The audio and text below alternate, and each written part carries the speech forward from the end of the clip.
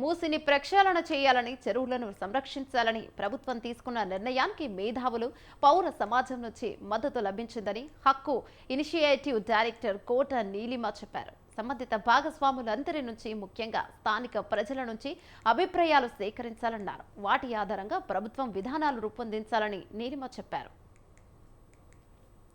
Film Nagar cultural సెంటర్లో demolition in Hyderabad అనే అంశంపై హక్కు ఇనిషియేటివ్ సమాలోచన కార్యక్రమం జరిగింది. ఇందులో సామాజిక కార్యకర్తలు, న్యాయవాదులు, ప్రొఫెసర్లు, పర్యావరణవేత్తలు సహా వివిధ రంగాల ప్రముఖులు పాల్గొని విలువైన సూచనలు చేస్తారు. సూచనల ఆధారంగా హక్కు ఇనిషియేటివ్ మూసి ప్రక్షాళన, చెరువుల సంరక్షణపై తీర్మానాలు రూపొందించింది. త్వరలోనే ఈ తీర్మానాలను ప్రభుత్వానికి అందజేయనున్నట్లు హక్కు ఇనిషియేటివ్ డైరెక్టర్ కోట నీలిమ చెప్పారు.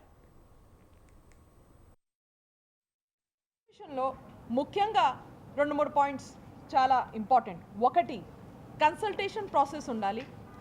ఏ పాలసీ తీసుకొచ్చినా మనం జన్ సున్వాయి అంటే ప్రజల నుంచి ఆ సొల్యూషన్స్ కనుక తీసుకెళ్తే అవి ప్రజలకి అందుబాటులో ఉండే రకంగా ఆ ప్రాబ్లమ్ని సాల్వ్ చేయొచ్చు. ఆ సొల్యూషన్స్ కూడా అందుబాటులో ఉంటాయి. కింద లెవెల్ దాకా డెమోక్రసీ ఎలా తీసుకెళ్ళాలని.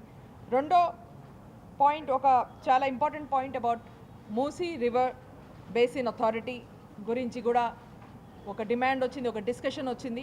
అలాగే మన మూసీ రివర్ని డీసిల్టింగ్ చేస్తే గనక దాంట్లో నీటి పారుదల ఎక్కువ అవుతుంది. అలాగే ఒక రకంగా నిలిచిపోయినట్టు ఉండదు. దీని మూలంగా హెల్త్, మన సిటీలో ఉంటున్న ప్రజలందరికీ హెల్త్ బెనిఫిట్స్ కూడా వస్తాయి.